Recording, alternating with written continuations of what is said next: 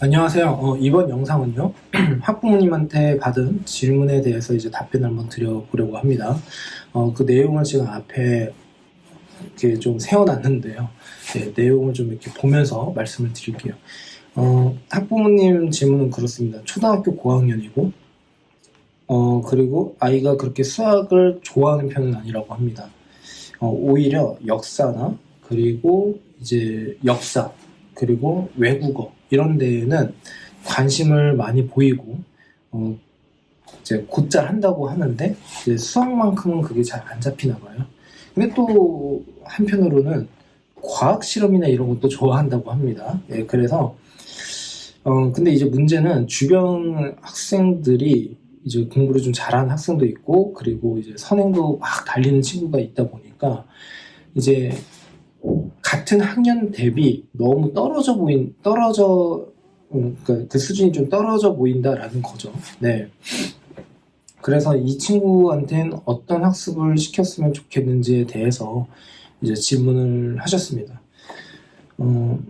제가 이 친구에 대해서는 좀 더 자세하게 역시나 이게 질문이다 보니까 자세하게 이렇게 저한테 시시콜콜하게 다 설명을 해주시는 분은 거의 없다 보니까 이제 이 내용에 대해서만 이제 말씀 한번 드려볼게요. 우선은 저는 어떤 생각을 하고 있냐면요. 제가 포스팅도 진짜 여러 포스팅을 했지만, 그래서 그거로 하여금 제 이미지가 약간 선행을 좀 더 조장을 한다라고 하는 그런 이미지로 비춰졌을 수도 있고, 또는 공부 잘하는 학생들에 대해서만 생각하는 선생이다라고 생각할 수도 있고, 그리고 심화를 되게 강조하는 선생님일 수도 있고, 그리고 고난도 문제풀이를 되게 강조하는 선생처럼 이렇게 보여질 수가 있는데요. 그건 이제 오해라고 생각이 들고, 저는 어떤 생각이 드냐면요. 학습은 원칙이 필요하다라고 생각을 하고 있고, 그 원칙이 없으면 학부모님이 멘탈 관리가 안 됩니다. 무슨 뜻이냐면요. 저는 그 학생이 부족한 부분을 먼저 메우고 그 다음 스텝을 밟아야 된다라고 생각을 하고 있거든요. 그 이유 중에 하나가 여러 가지 이유를 댈 수는 있는데, 그 이유 중에 하나가요. 만일에 이 친구한테 다른 친구랑 비교를 하면서 이 친구 정도의 수준까지 빨리 올라가야 하니까 너도 선행을 해야 돼 라는 식으로 너무 강하게 주입을 해버리면요. 처음엔 뭔가 효과가 있는 것처럼 보여요. 왜냐면 학원에서 빡세게 놀리거나 아니면 좀 겁을 주면서 공부를 시키게 되면은 어느 정도 곧잘 따라가려고는 하거든요. 근데 문제는 뭐냐면 배운 것에 비해서 아웃풋이 안 나와요. 아웃풋이 안 나와요. 이유는 뭐냐면요. 과거에 공부했었던 거, 그리고 본인이 취약했었던 거, 본인이 부족했었던 거, 그러니까 초등학교 고학년이라고 한다면 고학년이라고 해서 고학년에 있는 수학만 하는 것은 아니고, 그 고학년의 수학을 위해서는 저학년의 수학들도 필요한 거잖아요.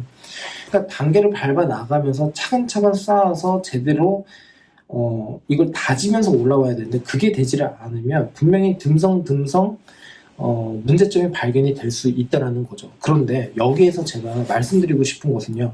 예를 들어서 초등학교 6학년이라고 해서 초등학교 1학년부터 5학년까지 완벽하게 진짜 아이가 모든 것을 설명을 할 정도로 완벽하게 공부를 해야 되느냐라고 한다면 꼭 그렇지만은 않아요.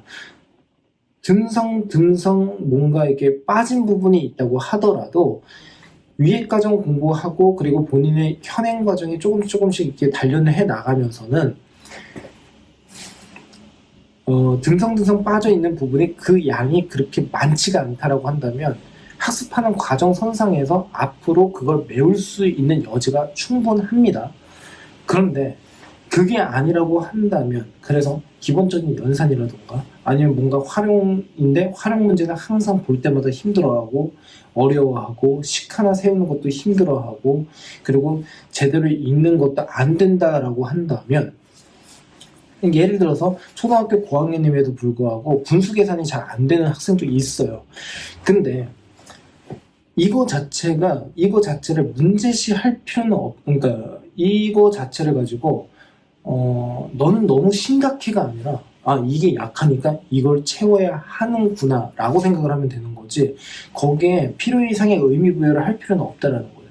그러니까 저는 되게 단순하게 어떻게 생각을 하냐면요, 부족한 게 있으면 그걸 먼저 채우면서 가야 된다라는 입장이고, 그걸 채워야지 윗과정에 있는 내용을 공부를 한다고 하더라도 논리적인 상관관계가 명확하게 들어맞으니까 나중에는 아웃풋이 잘 된다라는 쪽으로 생각을 하고 있습니다.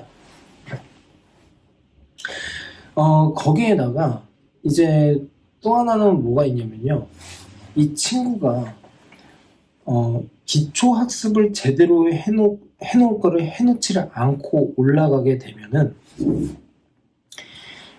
공부한 내용들이 워낙 많아서 빈구멍을 찾기가 정말 어려워요. 자, 예를 한번 들어볼게요.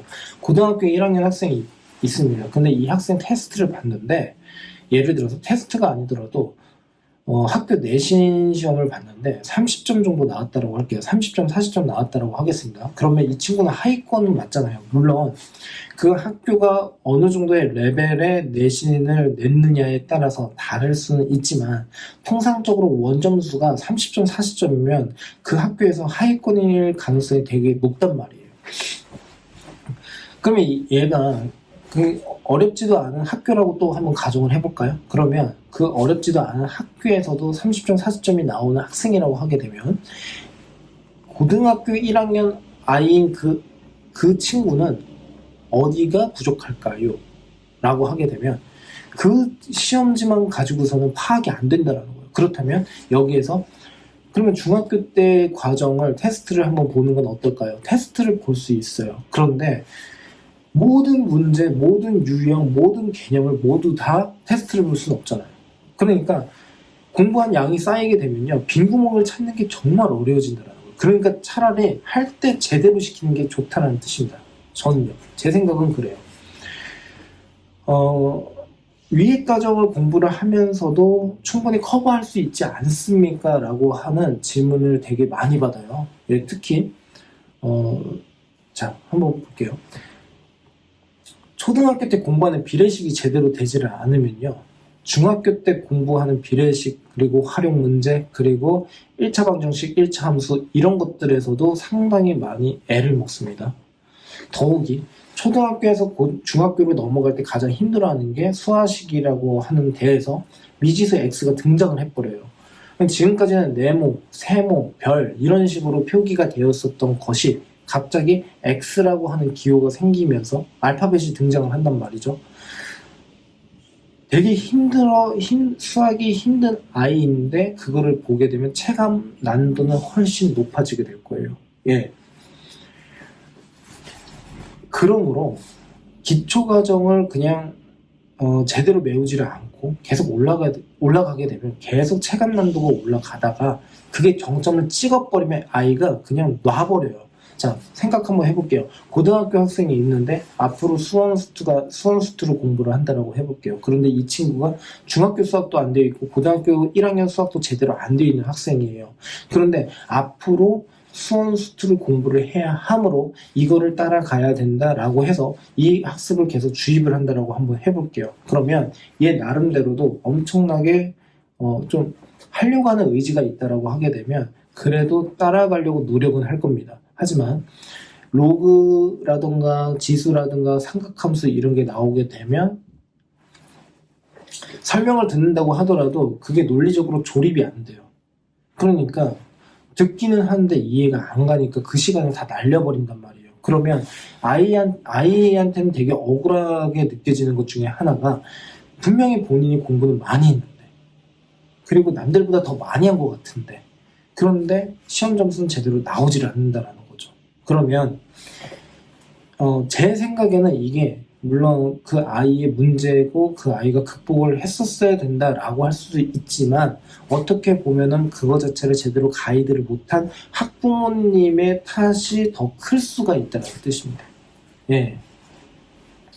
왜 애 자체는 그만큼 노력을 했는데 점수는 거기서 거기에요. 오르지도 않고 더 떨어지는 경우가 있단 말이죠. 왜 애 자체는 본인 나름대로는 정말 열심히 노력을 했다고 하는데 계속 이해는 잘 안 되고 그게 정점으로 가게 되면 그래 그냥 수학 포기할래 이렇게 되어버린다라고. 난 해도 안 돼 이런 식으로요. 그러니까 결국에는 수학의 자신감을 1차적으로 주기 위해서는 본인이 풀 수 있는 문제에서 자신감을 얻게 해야 되고, 그리고 공부를 하는 그 과정에서 이해를 잘 하기 위해서는 그 전에 공부했었던 내용이 제대로 탄탄하게 다져져야 된다는 소리가 되겠죠. 예.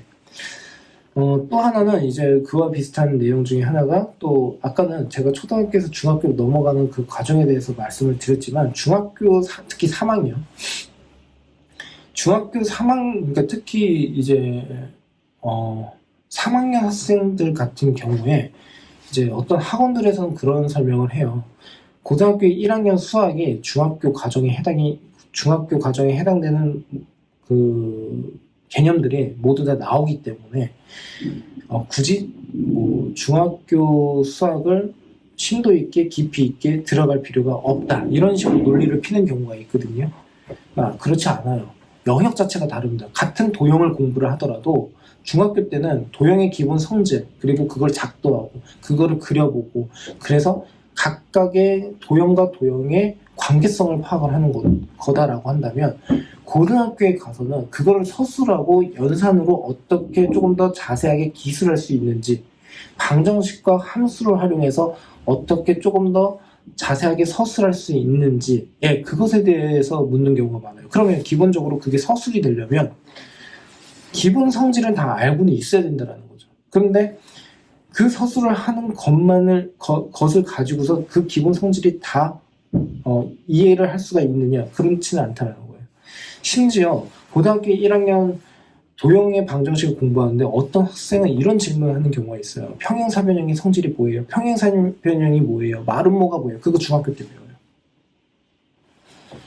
그러면 이 친구는 실질적으로 고등학교에서의 문제가 아니라 중학교 때의 기초 학습에 문제가 있다라고 할 수가 있겠죠. 그러므로 제 생각은 역시나 기초 베이스가 제대로 안 돼 있는 거, 약한 부분, 그런 것들을 메우면서 공부를 시켜야 된다는 뜻입니다. 메우면서. 그래서 본인 자녀한테 집중하라고 하는 게 그거예요. 그리고 그걸 집중을 하고 거기에서 아이가 제대로 공부를 할 수 있는 그런 환경적인 요소를 만들어 주셔야지, 학부모님부터가 너무 이렇게 막 흔들리고 막 이래버리면은 그냥 아이도 되게 피곤해집니다. 어느 장단에 맞춰야 될지도 모르고. 그래서 많이 흔들릴 필요가 없는 것 중에 하나가 영재원.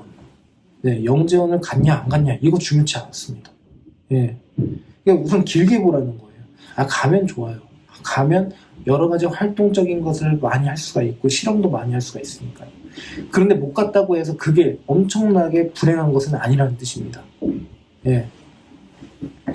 그래서 너무 이제 선행, 너무 심화 이런 데에 대해서 나름의 틀을 만들어서 끼워 맞추려고 하기보다도 아이 자체에서 필요한 부분이 무엇인지를 파악해서 그걸 먼저 해결하게끔 해야지 나중에 가서 수학을 잘합니다.